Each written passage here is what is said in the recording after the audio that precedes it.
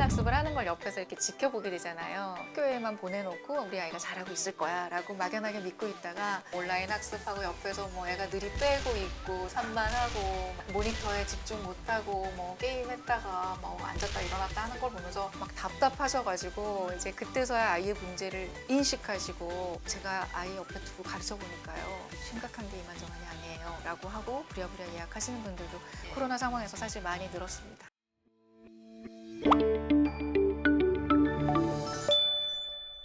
안녕하세요. 엄마들의 교육 고민을 대신 물어봐주는 교육대 기자TV의 저는 조선에듀 방종인 편집장입니다. 아이를 양육하다 보면 아이가 또래보다 다른 특성을 보일 때 부모는 당황할 수밖에 없습니다. 특히 아이가 또래보다 느린 발달을 보일 때는 더욱더 고민이 커질 수밖에 없죠. 그래서 오늘은 이런 느린 아이를 자녀로 둔 학부모님들을 위해서 조언을 건네는 시간을 마련해 보도록 하겠습니다. 안녕하세요, 교수님. 네, 안녕하세요. 먼저 교육대 기자TV의 자기소개 좀 부탁드리겠습니다. 네, 안녕하세요. 저는 세브란스 병원의 소아정신과에서 근무하고 있는 천근아라고 합니다. 반갑습니다.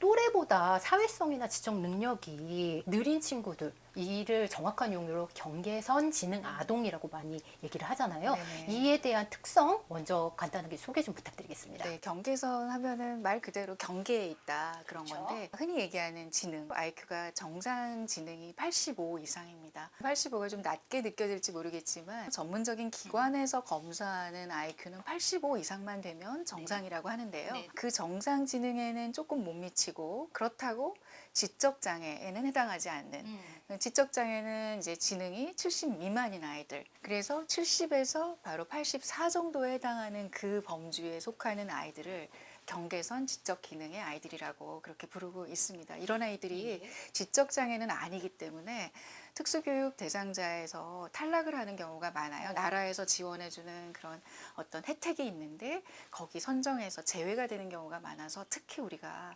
각별히 관심을 가져야 된다고 생각을 합니다. 그래서 네네. 오늘은 경계선 지능 아동보다는 통칭해서 느린 아이라고 표현을 네, 해보도록 그렇게 하겠습니다. 할까요? 이런 아동들이 어느 정도 우리나라에 있는 건가요? 현황에 대해서 말씀 좀 부탁드릴게요. 아주 작게 분류하면 학령기 아이들에게 있어서는 한 8%, 그리고 아동 청소년까지 확장한다 그러면 한 15%, 한 17%, 18%그 정도까지. 그럼 100명 중 15명 정도는 포함이 되는 거네요. 그럼요. 생각보다 적지는 않은 수죠. 구체적으로 특징을 좀 살펴봐 주시면 좋을 것 같아요. 경계선 지능 예, 예. 아이들이요. 경계선 지능 아이들은 특징이 일관된 게 없어요. 일관된 게 없다가 특징이에요. 너무 다양하다. 묶여 있는 그 정의는 70에서 80 사이에 있다는 거 하나밖에 없거든요. 근데 그 사이에 있는 아이들이 너무나 다양하다는 그럴 거죠. 것 같아요. 그래서 특징도 너무 다양하게. 다양하겠죠. 그러면 범주를 내리기가 참 어렵겠네요. 네. 이제 전체 지능 지수라는 게 70에서 84에 놓여 있긴 해도 그 수치를 나오게 만드는 요인이 무엇 때문인가를 찾는 게 가장 핵심입니다. 그게 치료에도 이 아이들을 도와주는 개입 방법에도 다 영향을 미치기 때문에. 그게 다양하다는 게 사회성과 인지적인 면 다 통과를 하시는 거죠? 네네, 맞습니다. 뇌가 너무 다양한 영역으로 구성되어 있거든요. 언어, 인지, 사회성, 또 운동 발달, 네네. 뭐 추론 여러 가지가 있는데 지적인 능력을 담당하는 부분은 아무래도 가장 인간의 고위 기능인 전두엽 기능과 관련이 있기는 한데 그 전두엽 기능에서 해당하는 것들이 뭐 여러 가지 실행 기능이라든지 참을성이라든지 뭔가 우선순위를 정한다거나 뭔가 일을 맞닥뜨렸을 때 계획을 하고 어떤 추론을 하고 이제 그런 능력들이 조금씩 다 떨어져 있는 골고루 떨어져 있는 그런 아이들이 있는가 하면 다른 부분들은 웬만큼 평균 이상인데 특정한 영역, 예를 들어서 언어 영역이 언어가 좀 발달이 원래 좀 늦었어서 네. 그런 부분이 전체 지능 검사를 했을 때 어떤 지능 저하를 초래하는 것이죠. 그런 경우가 있는가 하면 또 사회성이 떨어져서 그 사회성 자체가 지능 저하를 또 끌어내리는 경우도 있습니다. 발목을 잡는 것이죠. 네.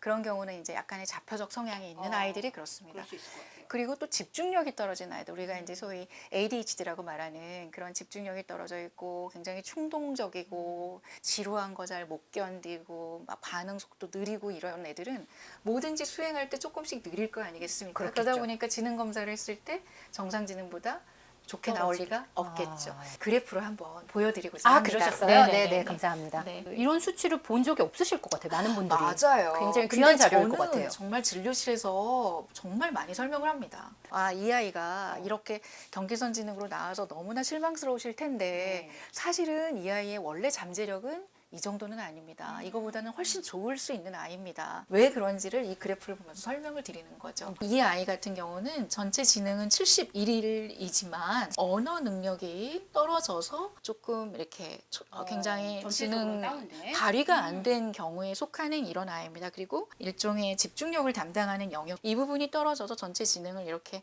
이제 낮게 만드는 이런 경우고요. 이게 이제 공통성 찾기가 뭐냐면 두 가지의 어휘가 본질적인 속성을 이해하지 못하는 거예요. 그러니까 예를 들어서 사과와 배의 공통점이 뭐야? 그러면 과일이라고 대답을 해야 되는데 초등학교 2학년 정도 되면 이 아이는 동그래요. 뭐 그렇게 대답한다거나 정말 본질을 잘 이해하지 못하는. 그래서 그런 부분을 좀 훈련을 시키면 지능이 올라가진 않아도 그것이 지적 능력에 영향을 미치는 걸 줄일 수가 있어요. 그래서 어떤 부분이 떨어져 있는지를 파악하는 게 매우 중요하고 두 번째는 전체 지능은 74인데 이 아이를 보면 이해라는 부분이 떨어져 있고 여기 보면 뒷부분에 작업 기억 이 뒷부분에 네 가지 항목이 뚝 떨어져 있죠. 이게 그러네요. 바로 집중력과 관련된 부분. 아, 집중력. 마지막으로는 사회성이 좀 떨어진 아이는 이렇게 약간 계곡처럼 이렇게 쭉 떨어져요. 그러네요. 뾰족하게. 이게 이해가 뭐냐면 그냥 단순 언어 이해가 아니고요. 네. 우리가 흔히 얘기하는 사회적 이해, 커먼 센스라고 하는 거예요. 사회적 상식. 뭐 길 가다가 뭐 모르는 사람의 지갑을 주었을 때는 어떻게 해야 되지? 뭐 그러는 거. 뭐 교과서에 나와 있진 않아도 사람과 관계 속에서 저절로 터득되는 것들. 그런 것들에 대한 이해가 떨어져서 사실 전체적인 지적 능력이 떨어진 경우에요. 이 아이는 이제 사회성 치료를 열심히 해주면 학습에는 그렇게 나쁘지 않을 수 있는 그런 경우여서 전체 프로파일이 이렇게 다양하게 나타날 수 있다. 그러네요. 그럼 우리 아이가 어느 항목에서 도움이 필요한지를 정확히 분석하는 게 필요하겠네요. 그렇죠. 무조건 그냥 경계선 지능 또는 느린 아이예요 라고 그렇게 너무 이렇게 뭉뚱그려서 우리 아이가 느리니까 뭐 공부 열심히 시켜야 돼요 라고 하는 것보다 어느 영역이 유별나게 떨어지는지 그리고 어떤 부분은 상당히 강점이 있는지를 찾아서 위축되지 않게 또 부족한 부분들은 어느 정도는 좀 이해해줘 가면서 부족한 부분을 끌어올리고 무조건 채우려는 게 또 능사는 아니에요.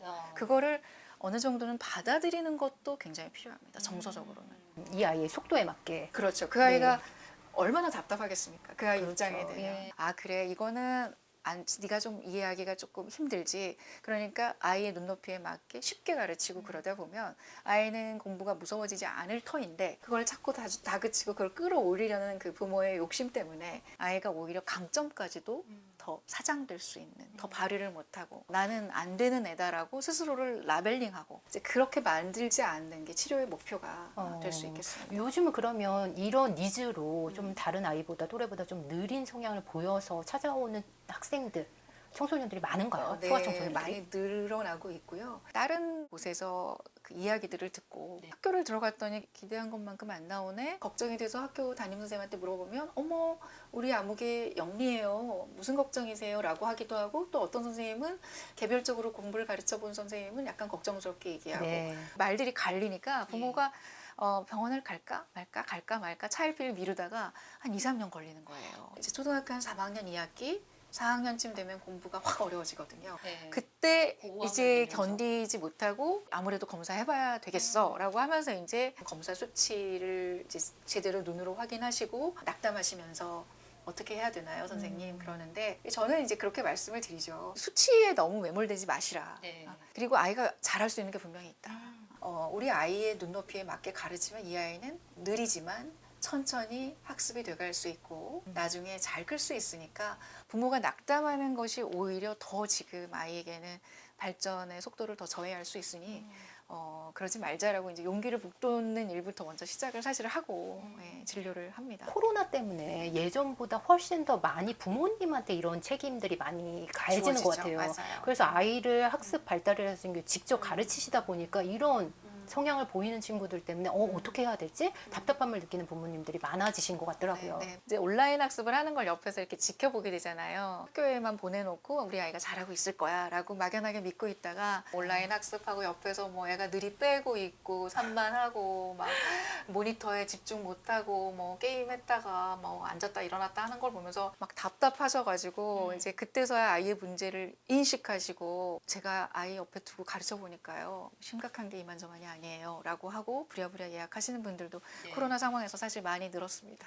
여학생과 남학생과의 차이도 있나요? 나타나는 성향에 따라서. 그 자체의 본질적 차이는 없는데 남자아이들은 밖으로 좀 표출되는 행동 문제? 예를 들어서 이제 공부가 재미없으면 남자애들끼리 이렇게 우우하게 어울려 다니면서 PC방 가가지고 애들하고 공부는 막 회피하고. 게임하는 거에서 자기가 뭔가 이렇게 큰 능력자가 된 것이 오히려 자기한테는 큰 보상이 되는 거죠. 공부에서는 내가 C이지만 게임만큼은 내가 니들보다 잘해 라고 하면서 거기서 어떤 만족감을 느끼니까 공부를 더 등한시하게 되고 그러니까 자꾸 공부가 아닌 외적인 그런 좀 문제 있는 행동 비행, 청소년 아이들하고 어울려 다니면서 그런 아이들의 이렇게 일을 막 맡아서 해주면서 그 아이들이 잘했어 하면서 칭찬해주면 그걸로 자기가 또 자존감이 회복이 되고 그 아이들의 소속감을 느끼니까 문제 행동을 막 따라서 하면서 자기가 학교 생활이 거기서 재미를 얻는 거죠. 그러다 보니까 품행장애 그렇게 될 수 있을 것 같아요. 그런 문제 같은 것들이 나타나는 경우가 남자애들은 많다면 이제 여자애들은 다 그런 건 아니에요. 여자애들 중에도 품행장애가 있을 수 있는데 일반적으로 조금 더 아무래도 많을 이제 수죠. 조금 소심하고 불안이나 위축되는 경우가 많다 보니까 우울 불안 증세가 조금 더 많이 동반되고 학교에 가면 애들이 말을 안 해요. 너무 눈치가 보이고 시험 상황이 너무 불안하고 너무 겁이 나는 거죠. 불안함을 말을 표출 안 하는 걸로. 자기가 모르는 것이 드러나는 게 무서운 거예요. 집에서는 엄마랑 얘기를 너무 잘하고 가족들하고는 얘기를 잘하는데 학교만 오면은 발표를 아예 안 하고 쪽지 시험이나 무슨 나와서 문제 풀어 뭐 몇 번 나와서 문제 풀어라고 할 때 아예 가만히 얼음처럼 서 있는 거죠. 틀릴까봐 두려워서 아예 표현을 안 하거나 수행을 안 해버리는 그런 아이들이 우울증이나 불안장애인 줄 알고 저를 찾았다가 경계선지는 어떤 지적 능력이 평균보다 조금 못 미쳐서 학습에 대해서 너무 자신감이 없고 그로 인해서 자기가 자존감이 너무 떨어져 있다 보니까 할 수 있는 것도 아예 회피해버리고 안 해버리고 겁을 내고 그런 증상들이 동반이 되는 경우가 여자아이건 남자아이건 둘 다 있을 수 있지만 빈도상으로 볼 때는 여자아이들이 조금 더 많은 것 같습니다.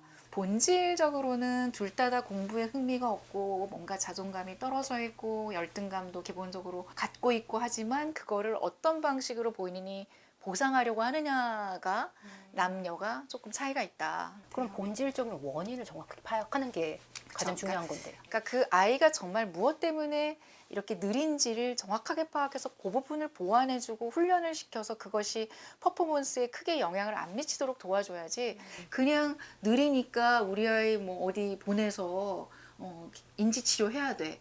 근데 그 인지치료의 세부 내용이 무엇인지도 모른 채 부모님들은 그냥 어디 발달센터에 그냥 보내버리시거든요. 근데 부모님이 알으셔야 돼요. 우리 아이가 무슨 문제가 약점이고 무엇 때문에 이 아이의 전체 그 기능이 떨어지는지를 잘 알고 그거를 주문을 하셔야 된다. 엄마가 조금 신경 써주고 더 살펴보고 아이를 살펴보고 공부도 좀 시켜줘야 되겠다 예. 해서 한 1, 2년을 노력을 하셨더니 애가 갑자기 공부가 확 회복이 돼요. 그런 아이들은 아마도 환경적인 자극이 부족해서 생긴 2차적인 어떤 지적 기능의 저하일 가능성이 높다. 그래서 그런 경우는 부모가 한 최소 1, 2년 정도만 조금 신경 써주고 아이를 그 대신 그 강압적으로 닥달하고 너무 막 강압적으로 공부를 시키라가 아니라 아이가 어떤 부분 때문에 어려움을 겪고 있는지를 좀 알아봐주고 아이의 눈높이에 맞게 개별 학습 지도를 그러니까 이제 그런 부분들을 부모가 잘 모르다가 알게 돼서 애를 도와주게 되면 열심히 해주면 저학년 때 발견해서 열심히 저학년 때 예. 네. 그거를 놓쳤다고 혹시 고학년 때 어떤 문제가 발생해서 그때 아이를 도와준다면 조금 더 뭐든지 합병증이 이미 생긴 후면은 그거부터 해결해야 되기 때문에 시간이 오래 걸리고 아무래도 경과도 치료의 경과도 좋지가 않은 경우가 많이 있죠. 저도 솔직히 소아정신과 의사지만 제 아이들을 직접 가르치다 보면 막 화가 나요. 그렇죠. 저도 문득문득 화가 그래서 막 솟구치죠. 아는 건 또 있어서 화를 내면 안 되잖아요. 그러니까 이제 저도 막 화를 삭히느라고 말을 안 하고 이러겠다. 그러면 애가 금방 알아요. 엄마 지금 화났지. 엄마가 실망한 거를 아이가 얼굴을 보면 금방 알아요. 대기자 TV